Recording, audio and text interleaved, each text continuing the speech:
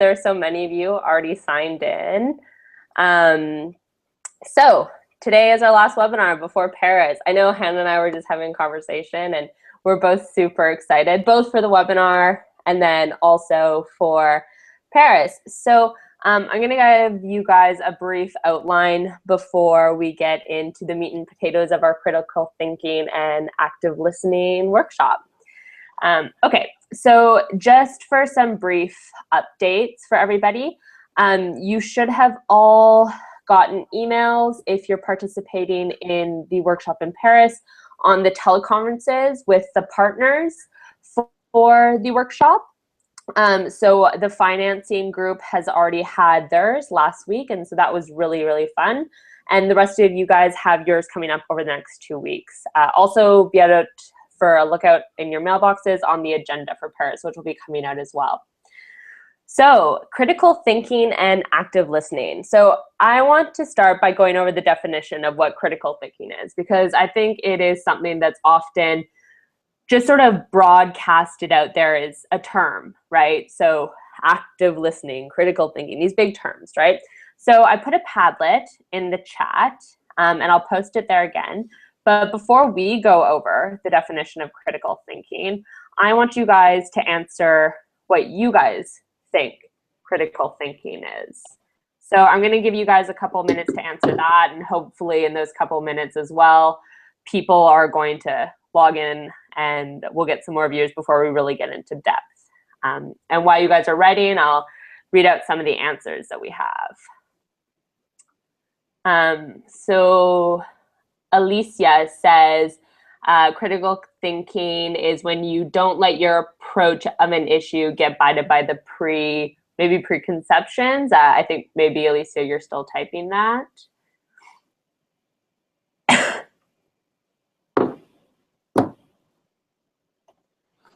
Preconceptions and prejudices. Yeah, that's a cool definition.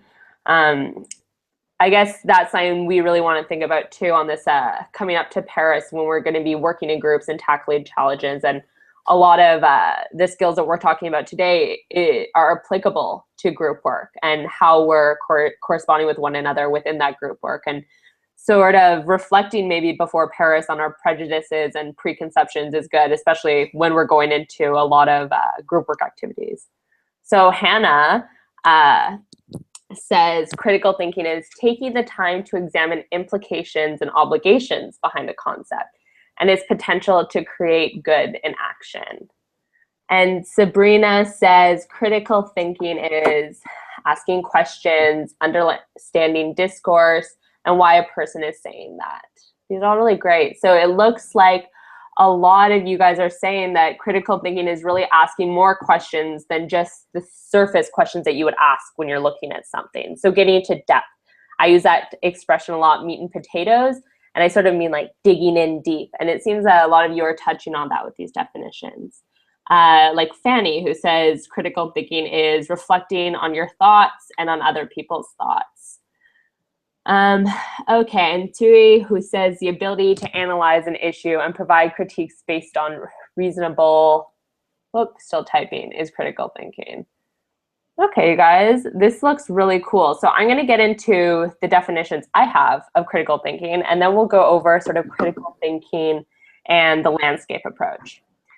Okay, so these are definitions from the Merriam-Webster dictionary. So that's the dictionary I grew up using. So they say that critical thinking is disciplined thinking that is clear, rational, open-minded, and informed by evidence. It also says it's a mental process of actively, which I think is an important word there, you guys, and skillfully conceptualizing, applying, analyzing, synthesizing, and evaluating information to reach an answer or conclusion. So for me, and I don't know about you guys, but those are still really vague. And that's what we started out as sort of an issue with these types of terms like critical thinking and active listening, right? Like I read these definitions like, okay, I understand all the words there, but what does that mean? What does the process actually look like? So the purpose of us talking about critical thinking and how it links to the policy analysis approach is to give you guys a backbone for critical thinking that you can follow through. which you will then be using in your landscape challenges over the week in Paris. So this is the policy analysis approach, and I'm going to go over this in depth today.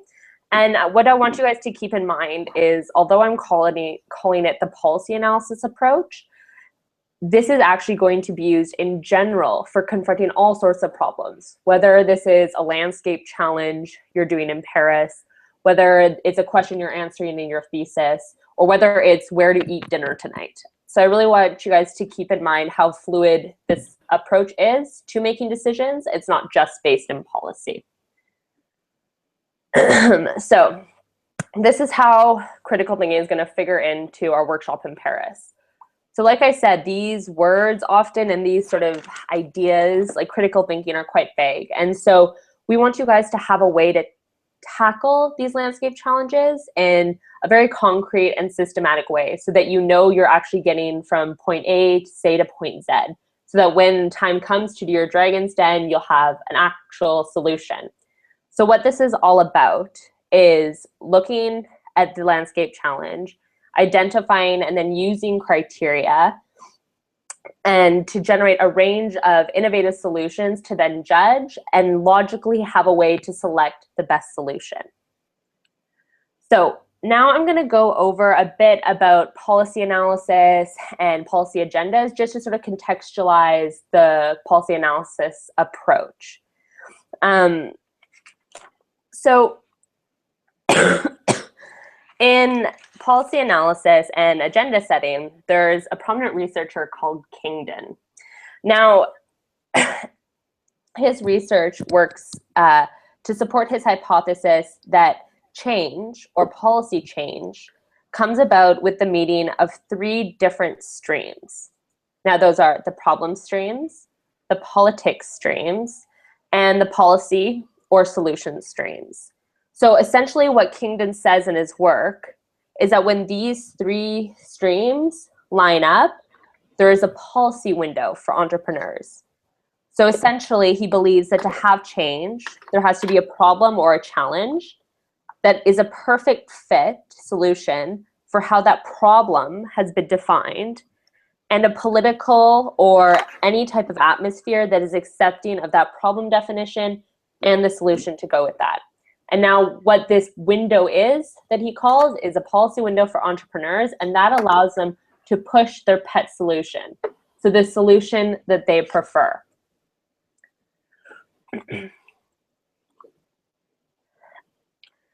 So, but before we get into even policy analysis, how does an issue become even prominent? Why is it even a question? Why is a challenge there? Why is a problem there?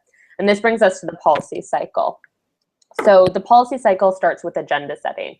And each step here, you guys should be aware in the policy cycle has massive amounts of literature, massive amounts of research on each step.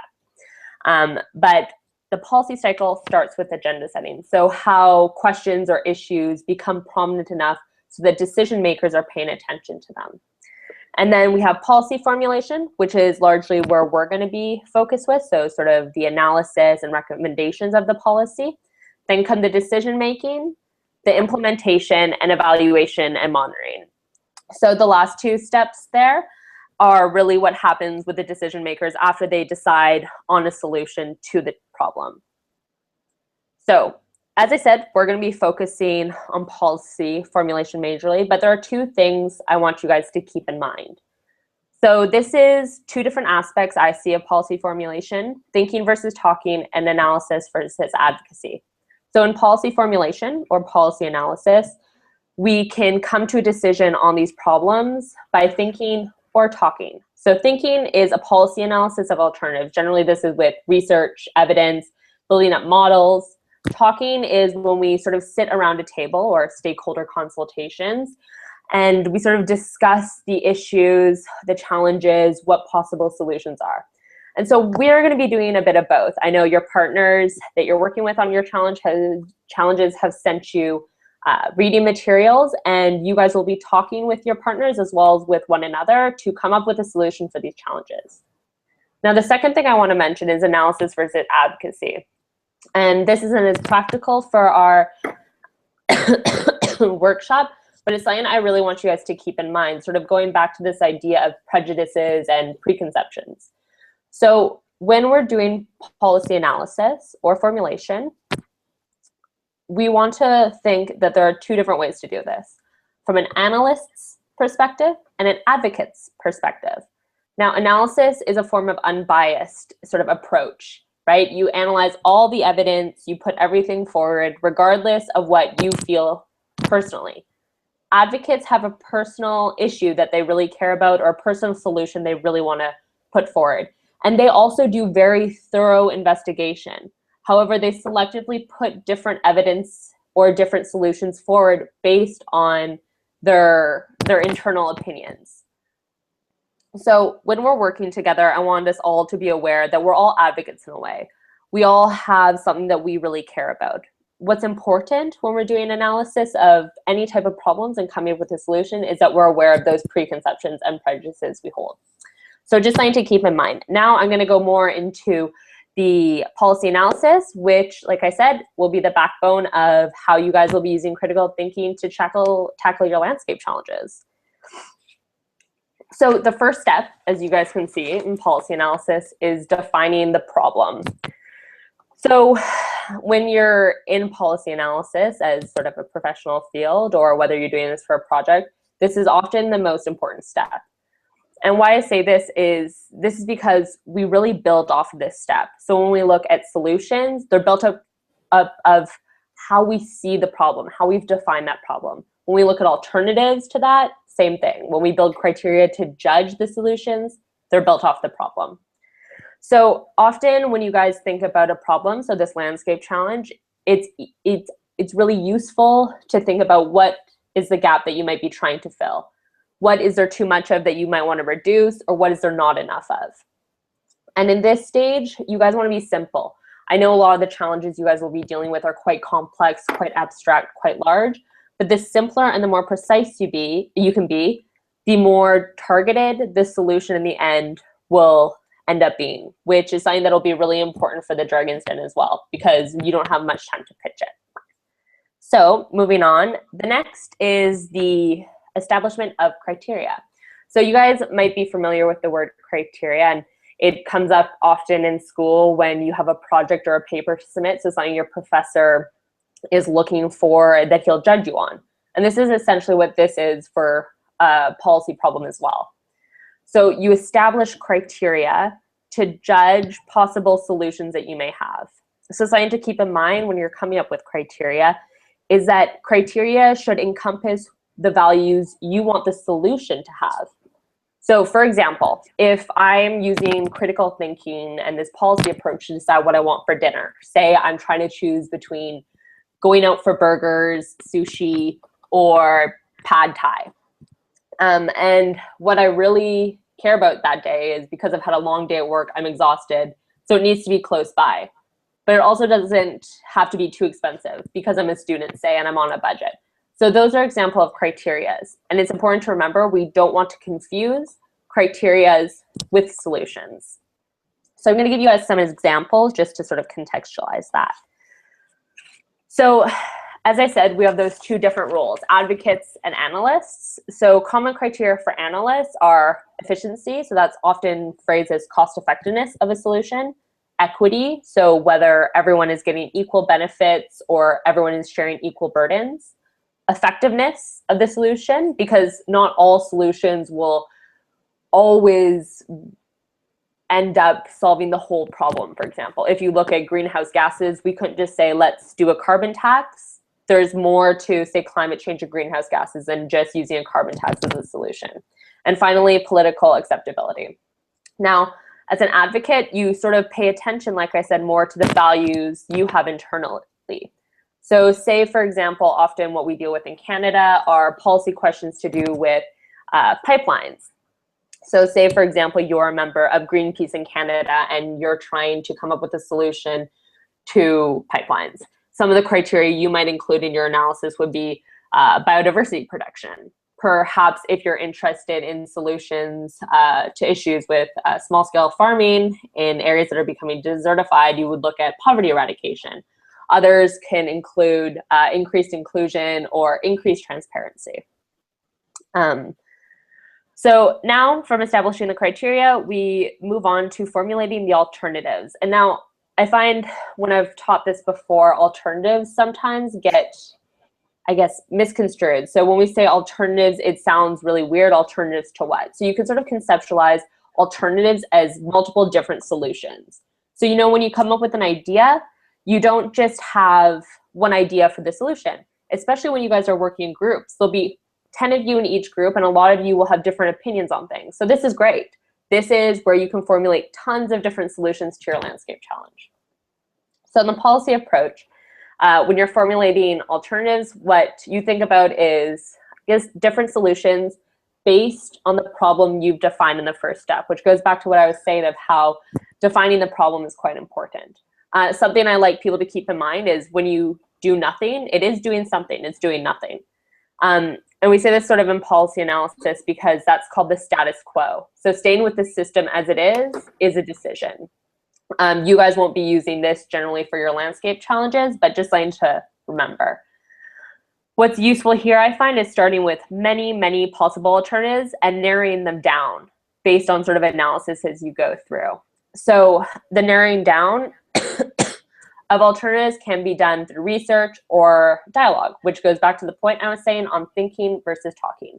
Now, in the week you guys have, you won't have time to run models or really do tons of research, but I would encourage you as much as possible to prepare by reading the documents the partners send you and looking through sort of up-to-date material on the issues that you'll be confronting, because that will really help you guide the solutions that you'll be proposing.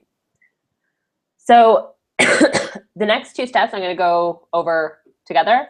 So that's analyzing the consequences and comparing the trade-offs.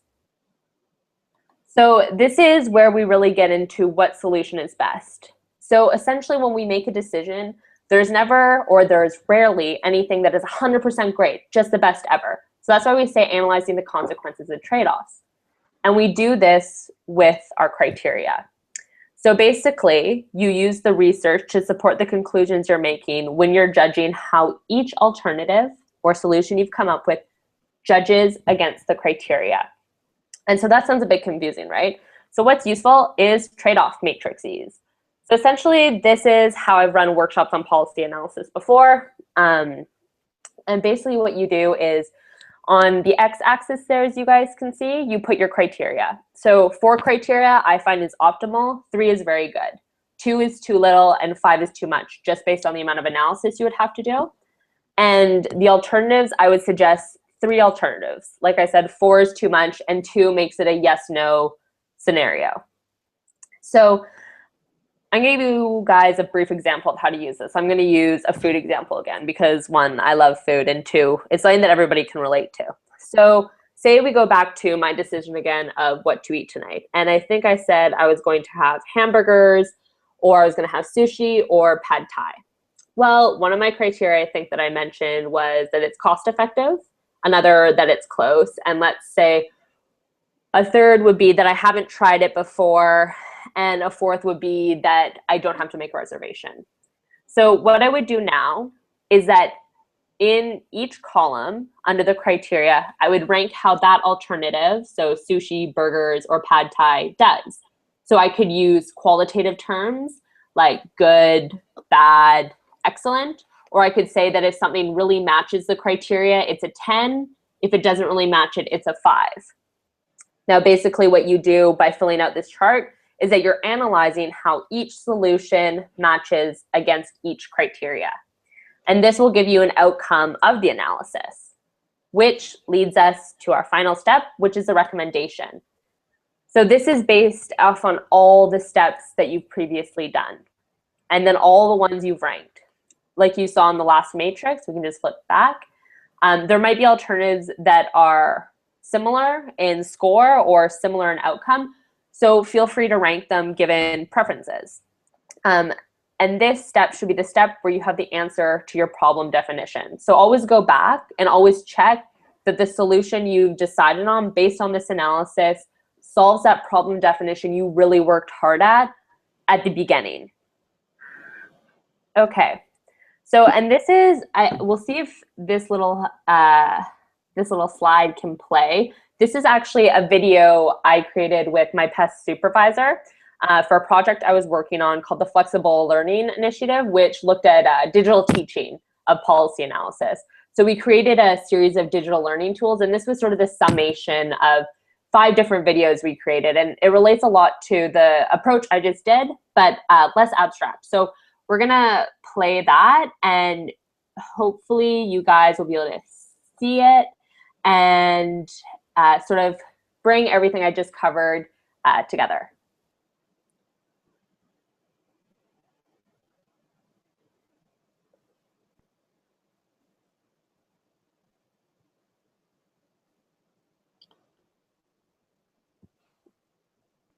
I think it's playing, but without sound. Sorry, guys. So the video isn't working, but that's okay. Essentially, it just goes over what I covered. It's a nice little tool, and I'm super proud of it because we worked for about a year on creating these tools and then analyzing how they work. So I can always show it to you guys in Paris, but we'll move on so that Hannah can get going on critical thinking skills. Sorry, active listening skills. So to sort of wrap up this section, like I said at the start, it's not just about policy analysis. This is about everyday decisions. Like I said, it can be used for food. It can be used for overcoming challenges on how to decide where you want to go in your future career. It can be used for analyzing thesis questions. It is essentially a systematic approach to confront all challenges or questions. And what I want to challenge you to do before Paris is review these steps and think about how you're going to use them to confront the landscape challenge that's been put before you. So with that, I'm going to let Hannah take it away, and then you'll see me again for our conclusion. So Hannah, take it away. Okay, thank you very much. And I think that everybody is wanting a link to the video. So I don't know if you have it on YouTube or something like that. There's nothing on YouTube, but I will definitely send it out to you guys. So you guys can get the email for that for sure. Great. All right. Cool. Thank you. Hello, everybody. This is my office. And I'm glad to have you all here so we can talk about active listening. And so basically, you know, the reason why we're coupling this with critical thinking is because there's so much that's part of that process of critical thinking that involves listening. And, you know, there's lots of quotes out there about listening and why listening is so important. And in fact, I was listening to a podcast yesterday with the Rabbi Jonathan Sachs from the UK. And he said that listening is the first step to conversations, which is the first step to world peace. And I think that, you know, it's a good reminder to think about listening and to also think about how important it is in everything we do, especially in the work that we do, in order to understand what's going on at a landscapes level. So, all right. So here's just a few quotes and about listening that I think are really important. And I think that, you know, the last quote that says, "We have 2 ears and 1 tongue, so that we would listen more and talk less." And another one that says, "Wisdom is the reward you get for a lifetime of listening when you would have preferred to talk." And I'm not sure about everybody else, but I feel like as I've grown up and as I've been able to learn more and progress throughout my life, I've actually stopped talking more and made it a priority to listen to other people. Because it helps me understand, just like with critical thinking, what the real solution is going to be, because that's a way of defining the problem. When you listen, you can get a lot of the information that you wouldn't have if you didn't actually listen. But, you know, listening is more than just looking at somebody and positioning your body towards them and nodding every once in a while. Active listening is a an active process, you know, that's why it says active listening.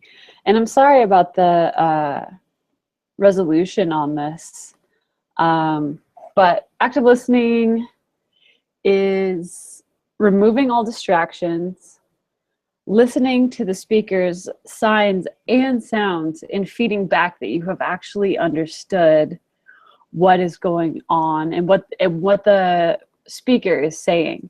And so, you know, what I have on that Padlet is just for you to share some ideas about what active listening is and what are some strategies for active listening.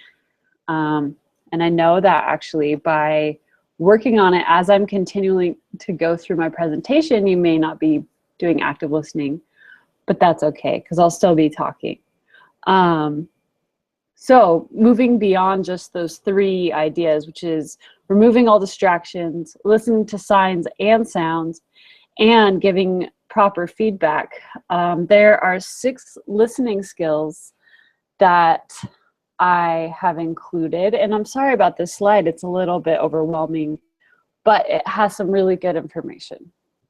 So basically the idea behind this is developed by a researcher for the Center for Creative Leadership. And it gives 6 skills that when you use them can really help you to focus on what somebody's saying and internalize it without trying to give a response right away, to give you the right information.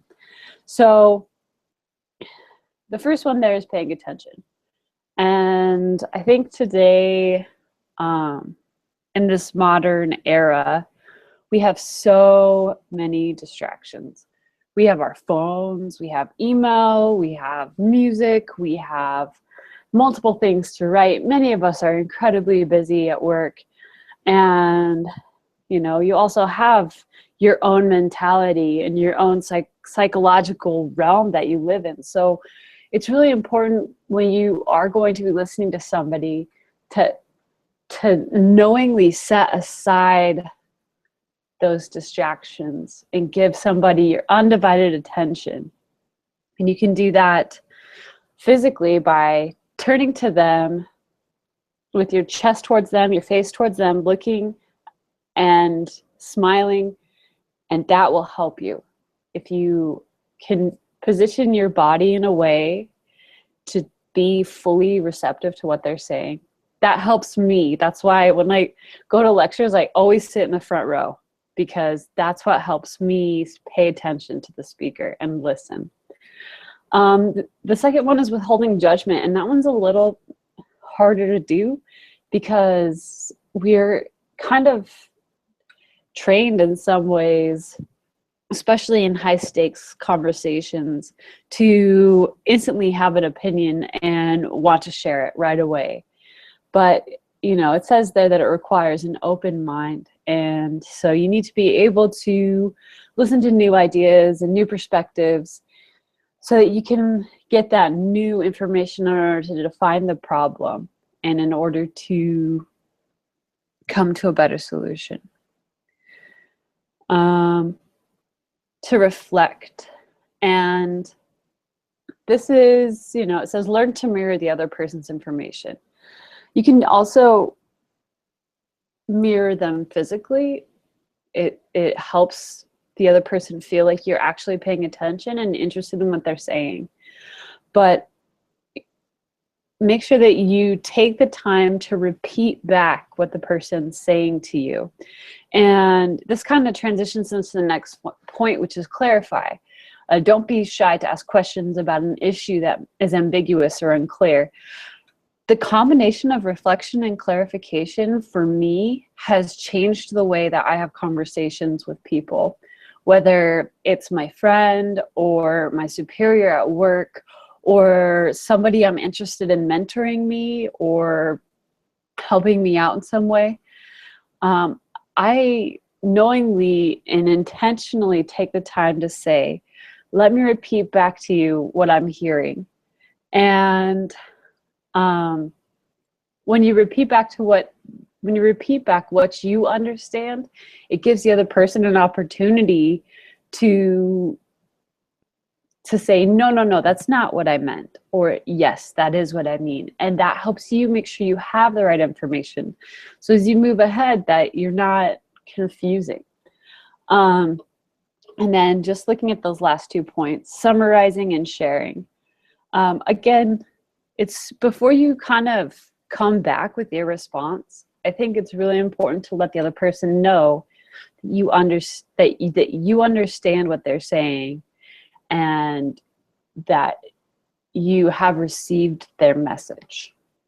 So barriers to active listening. I know many of you have been working on the Padlet, and so a few of them, and these are just ones that I've pulled from the internet. Distractions, internal, external, defensive listening, or treating a discussion like a competition, having a hearing disability or another condition. I know with some learning, people who are differently abled when it comes to learning may not be able to keep eye contact. And so eye contact isn't necessarily an indication that people aren't listening, but it may make you feel like somebody's not listening. Pre-existing assumptions, pseudo-listening, or false listening, which is, saying that you're listening but sitting there on your phone or drawing or whatever. Giving advice or having the answer. This one's a big one for me that I struggle with, is that I really want to help everybody out, and sometimes I try to find the solution so I can give somebody advice rather than just listening. And so that's one that I work on. It's actually one of my goals for 2015 is stop giving advice to people and just let people talk. So now I'm going to move to the Padlet, because I think everybody has some good ideas. And so we've talked about barriers, and now we have some ideas on how to overcome those barriers.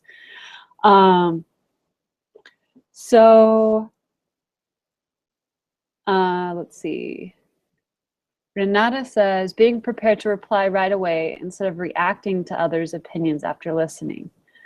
So I think that in there we really are looking at the difference between reaction versus replying. Because replying to somebody implies that you have received their message. Reacting to somebody seems like you are being defensive, and you're trying to defend your position rather than bridge the gap in conversation. Francisco talks about anxiety to speak. And again, that may come from that defensive response that we're used to, but she points out that being patient is the key. Amir talks about noise inhibiting active listening, and I feel you there. I am very, very sensitive to noise around me, and sometimes I have to ask people to move to another location or do something so that I can cut out that input from my mind so I can really focus. Dinesh says, keep your willingness to subject matters and try to understand from your perception with critical questions. And so that's cool, because we talked about critical thinking and critical questions. And critical questions are ones that are able to listen and analyze and come up with real solutions that are a real response to somebody. I don't know how many times you all have been in a conversation with somebody where they ask you something that has nothing to do with what you said. And then how many of you have been in a conversation where somebody asks you a question that you know for sure they understood what you said? The difference is really impressive. And I think going back to the kind of work that we do, it's really nice to be heard, and it's really nice to let somebody else know that you heard them. I'm just going to look at a few more. Jose Carlos says, do not judge the other person. Only listen and don't suppose. Don't think what you will say after. First understand. And no judgment. Reserving judgment is really important here, because just because somebody's saying something that you don't like doesn't mean that it's not a legitimate concern or a legitimate confusion. And Rosanna says distractions, worries, or stress could inhibit active listening. Focus on the goal and be true and open to what you believe. These are fantastic responses. And I'd like to revisit these again when we're in our workshop to see if we're employing these tips and if we're embodying active listening. So feel free to continue to add to this as we go throughout the rest of this presentation.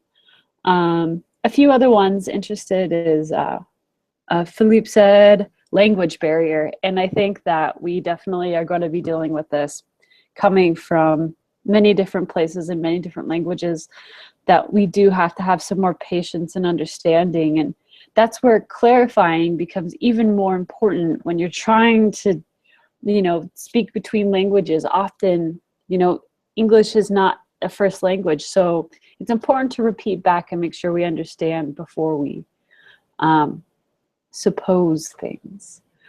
So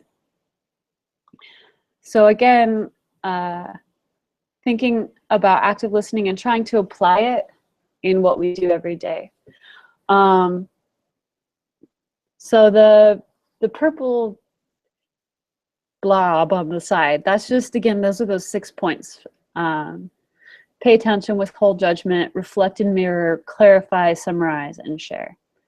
And there's so many options to remember how to do active listening. This is just one grouping that I really like.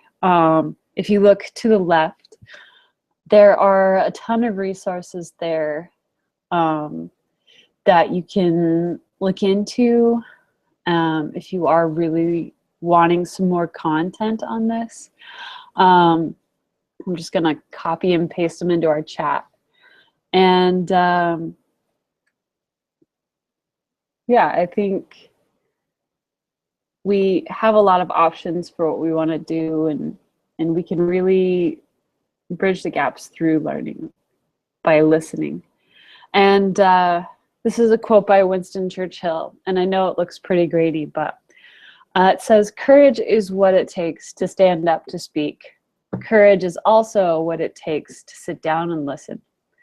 And that kind of goes back to, we have 2 ears and 1 tongue. And sometimes, rather than wanting to get to the point, rather than wanting to make a point, it's important to take the time to stop and listen and sit down and really understand what's going on with the other person and understand the context from where they're coming from. Again, like I said, this is something that I think is really, really important, and that we can, if we can learn how to actively listen to each other, we'll stop arguing and we can bridge the gaps between us that are confusing and we don't understand. And so, yeah, that is what we have to say about active listening and critical thinking. And I'm just going to go ahead and post these resources in the chat box if you wanted to look through those. But yeah, we wanted to talk now about Paris and about what we're actually going to be doing at the Global Landscapes Forum, and specifically within our workshop and the initiatives that we have. And I was just going to say what I'm most excited about for Paris, which is last year I was a participant. Last year I was a participant, a youth innovator in the global green economy theme. And the VP of the World Bank, Rachel Kite, basically encouraged youth to be more radical and be more rebellious and do something different.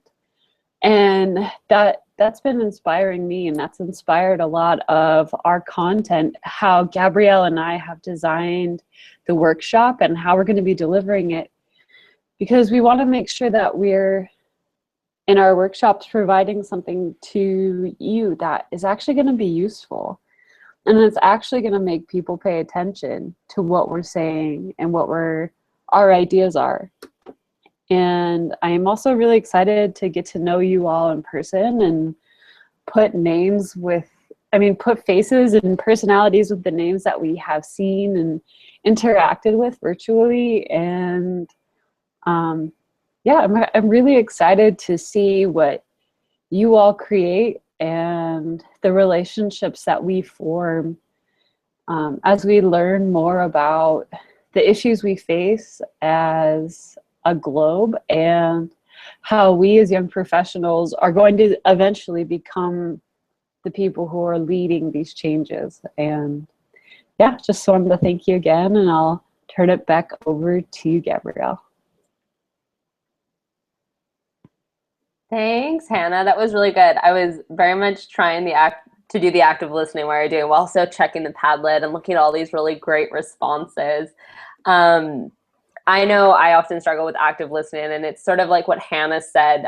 I struggle a lot with having the best solution for everything. And actually, funnily enough, before this came up in my work, which largely is in academia, so often you're supposed to have the answer to everything, it came up in my family life. So I think my sister called me once, and my sister lives in London. And so last year she was living about like 8 hours away from me in the world. And so often when she had things that she needed advice with, I would get calls like really early in the morning. And she said, I know it's early in the morning, but every time I call you, you have like the solution for my life, and you need to stop giving me solutions for my life. What I need in my life is just for you to listen. And so that's what I've been working on for a while now. So thanks, Hannah. Yeah, so I wanted to get started on talking about Paris as well. And why I do that, and I know this goes a bit against the active listening that we were talking about, but I love hearing your guys' opinions so much. I wanted you guys to fill out this Padlet, basically saying what you're excited about Paris, because we want to know what you guys are looking for in the workshop and what you're looking forward to and what you sort of see coming up. And so I'd love if you guys can fill that out while I chat a bit about what I'm looking forward to in Paris. So we have a great agenda planned. It's going out to your partners in the different challenges this week so that they'll be there at different steps in the way. And then you guys will be getting a version soon after that. So we have a lot of great community building activities going on, as well as a lot of time to work on your challenges and go through this critical thinking approach and sort of come up with amazing solutions. And you know, that's what I'm really excited for. I am never not surprised by youth, or even just like blown away. I've met, and I've been very lucky to meet youth that are engaged in these type of topics all around the world this year. And everyone has something so special to offer and something so interesting. Just when you think you have heard about any possible solution, there's something so new. And I find this so refreshing, because coming from a policy background, often you hear these things over and over again, like, oh yes, we could use financial incentives. Oh yes, we use financial disincentives. And you know, it all sounds really dry, and these are complicated and scary challenges that we're dealing with. And you know, I think youth are the way forward. And so I'm so excited to see what you guys take from what we've given you so far, and what you'll take from what you're learning at the workshop and sort of implement that. So I'm really excited about that. And I guess, let's see if some of you have gotten to the Padlet yet. Yeah, okay. So Fanny says, meeting everyone and getting to work. Well, Fanny, I'm super excited that you're ready to get to work. I know that it'll be really challenging and there'll be a lot of stuff to do, but hopefully you guys will have a fun time. And I know you're all super energetic. So, and if you're not, I hope I can pass on some of my energy to you. Rosanna said she's excited to get to know everybody in person, to hear you and share your experiences and share your knowledge. That's really touching. I really share that sentiment as well. And then we have Renata, who says getting to know different experiences from all around the world related to landscapes and sharing mine in order to be advised on how I can improve. I really love that. And Alicia says, being part of the action and meeting and sharing this experience with people with having different backgrounds from mine. That's super great, you guys. Thank you so much for your input. It means a lot. So before we wrap up, I actually have a, excuse me, a reflective activity I want to go through. And this reflection activity is actually something that I did last week, in fact, with our team leader during the team meeting we have, which is one of the last ones we have before we're all getting together in Paris. And it's an important time for us as well because we're reflecting on the work we've done over the past year and what's coming sort of to a conclusion. And for you guys, it's somewhat similar, except you guys still have some work to do. But like I was saying, when we talked about critical thinking, we have a lot of preconceptions and prejudices, and it's good to think about these before we end up working in a team. And it's just good to analyze them in general. I think reflection is really a great thing to include in your life. And so I know sometimes it seems a bit hokey, some of these things, but really give it a chance. It can be really wonderful. So we're going to spend about 10 minutes doing that. I have a series of questions. So just pull out a little pad and paper, and then you can sort of write down. You'll get 30 seconds for each question, and then hopefully you will have some nice reflections to sort of mull over, and hopefully you guys can bring those reflections to Paris. Okay, so I'm going to bring that up for you guys so you guys can see the questions as well as hear them. So these questions come from something called Theory U, Leading from the Future as it Emerges, which is what our team leader, Michelle Kovacevic, who you guys I'm sure have received emails from, sort of encountered in a leadership program she's doing. So essentially this leading from the present is sort of this idea that this young researcher at Yale, I believe, came up with, which is that we observe, observe, observe. So this goes back to sort of this active listening and really taking in our environment. Then we step back and we reflect. And this is allowing us to sort of mull over this, and then we can act really fast. So this reflective activity sort of relates to this and sort of being in the presence.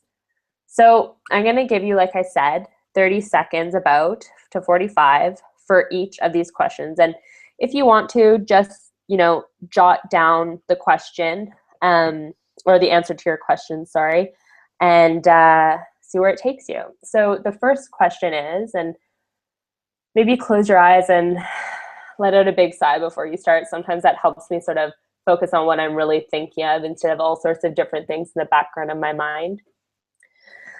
So deep breath, and what is your current professional and personal situation are the key challenges and the emerging areas of possibility that your life asks you to address.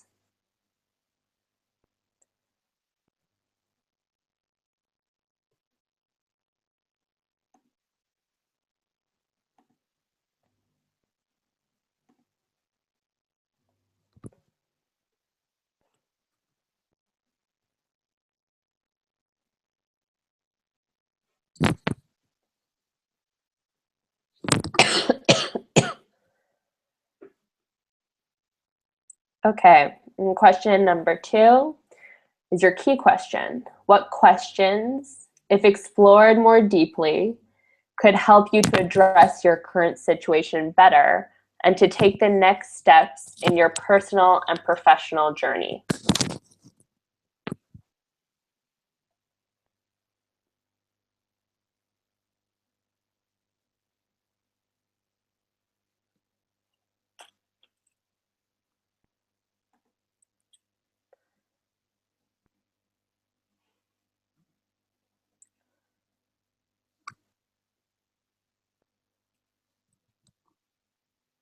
Okay, and moving on to the next one. Number 3, when do you feel your heart opening? What do you truly love?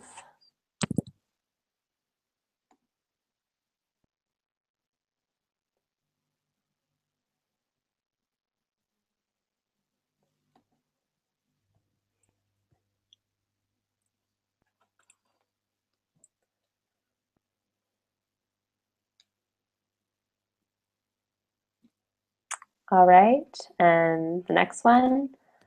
Imagine you could fast forward to the last moments of your life when it is time for you to pass on. Imagine yourself at that moment, looking back on your life's journey as a whole. What would you want to see in that moment? What would you want to be remembered for by the people who live on after you?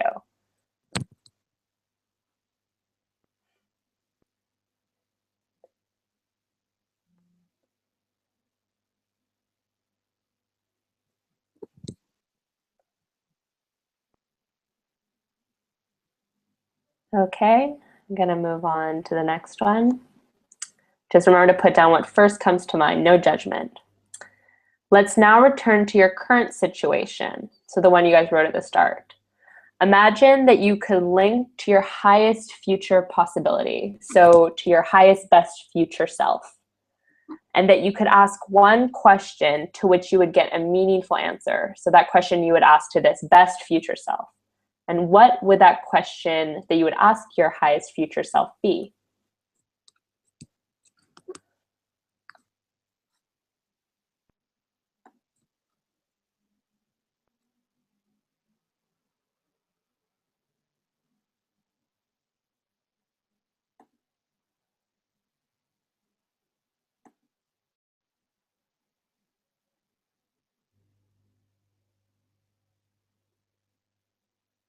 Okay, next question. Now pause, maybe take a breath, stay in silence to listen deeply to the response that your future self wants to give you. Stay with it and then write that down. So imagine what your future self would answer to that previous question. Just think about it.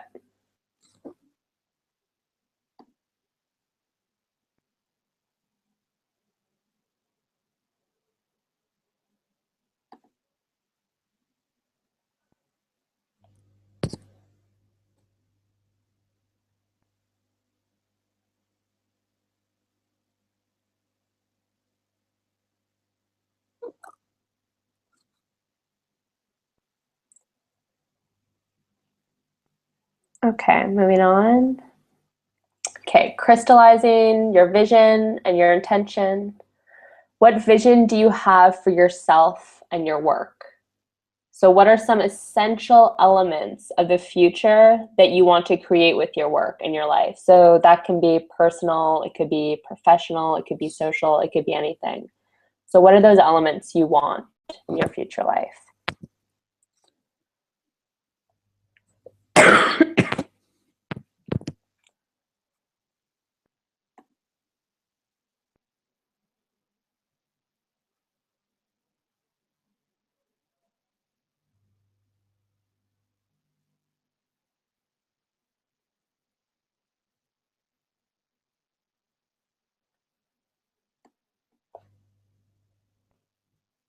Okay, next question. And this can be a hard one. I know it was hard for me. So what would you have to let go of in order to bring your vision into a reality? So what is the old stuff that must die?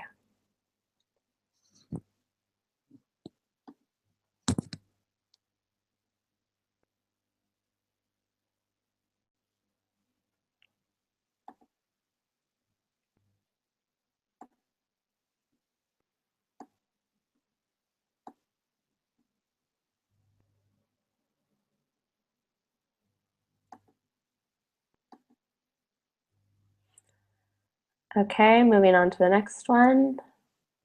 Where in your current life do you experience the seeds and early beginnings of the future that you want to create? So you guys, if you could pinpoint somewhere right now in the life that you currently have and all its elements, the things that you really want in the future, where are they already existing? Maybe just in the early beginnings though.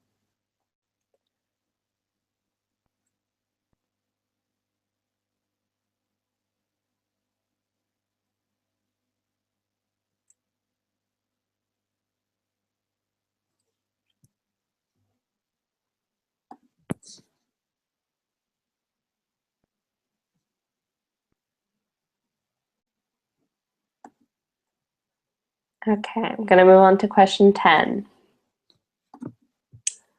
Over the next 3 months, so that would be December, January, and February, to put it in mind, if you were to prototype a microcosm of the future in which you could explore by doing, what would it look like? So basically, if you're to put sort of the future that you want in the next 3 months to do what you want to do, what would that look like?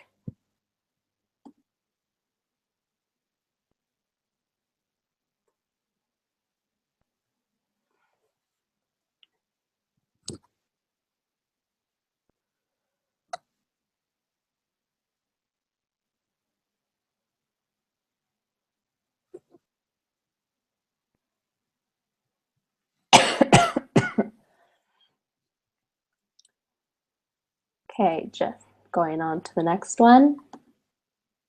So who are the core partners and helpers that would help you bring it into reality and who could support you in your highest future intention? So who are those key people that you guys think could really help you with this future that you want? That could be support, that could be collaboration, that could be teaching.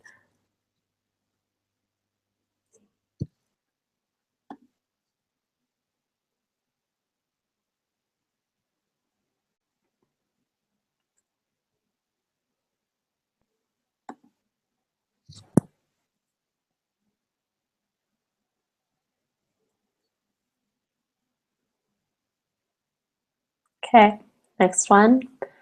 If you committed to taking on the project of bringing your intention into reality, what practical, and that's important there, practical first steps would you take over the next 3 to 7 days? So basically half a week to a week. What are the steps you would take there?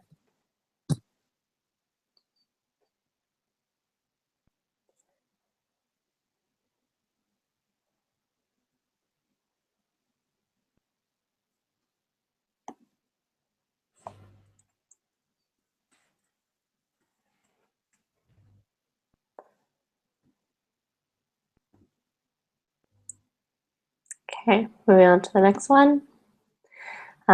So basically this is a quote that was shared to us, and just to wrap up sort of, and to sort of let that settle what you guys reflected on. So intelligence emerges as a system connects to itself in new and diverse ways. So just think about that in what we're coming up with over the next few weeks and in our workshop. That's about, oops, I think I've lost the screen share. So that is it for the reflection activity. I know for me, it brought a lot of interesting stuff and things I wanted to do in the future, and I found that was super, super cool. So I don't know if you guys really liked it or if it was really helpful, but I hope it brought you something. Hannah, did you like it? What were you thinking about it? Maybe you want to share that with the group? Yeah, I really liked it. I think for me, the question I would ask my future self is, how do I get through this part of life? Because sometimes it's very confusing. And the answer that I had for myself is exercise, get enough sleep, and eat well. And I think in our preparations for Paris, it's really exciting and overwhelming. And it's important for everybody to get enough rest and to be ready to show up on, let's see, the 30th or December 1st. The 30th for us. We're getting in early. Yeah. So show up on the 1st, well rested, and excited to be there so that we can get the most out of our time together and maximize our potential. Great. Thank you for sharing, Hannah. I echo all of her thoughts. So I noticed a couple more people added things that have them excited for Paris, and I think that would be a great way to close off this webinar before we see you guys in person. Some of you will be seen in teleconferences over the next couple of weeks, but this is the last time we're all together before we see each other in person. So I want to share what Peter said. And he's excited because he's excited to being able to contribute at a relatively high level, to broaden his understanding about the landscape approach in general, and particularly about his challenge. He's excited to get feedback both from others in the Youth and Landscape Initiative and at Dragon's Den. And Anna said meeting other youth and working on some of the same climate challenges. And Amir said he's excited to meet all of the other people and exchange our experience. So with that, you guys, I want to say thank you very, very much. And I'll let Hannah say thank you so you see your face one more time too. So we're looking forward to seeing you. We'll send out that video, and I can send out those questions that we just asked for the reflective activity if you would like them. What I want you guys to look for in your mailboxes in the next couple weeks are the agenda, and then also excuse me, any relevant information your partner organization is sending you. And if you have any questions, please feel free to ask. We're very happy. We'll stick around on the chat for a couple more minutes in case anyone has any follow-up questions. If not, have a great couple weeks, and we will see you in Paris. Thanks, everybody.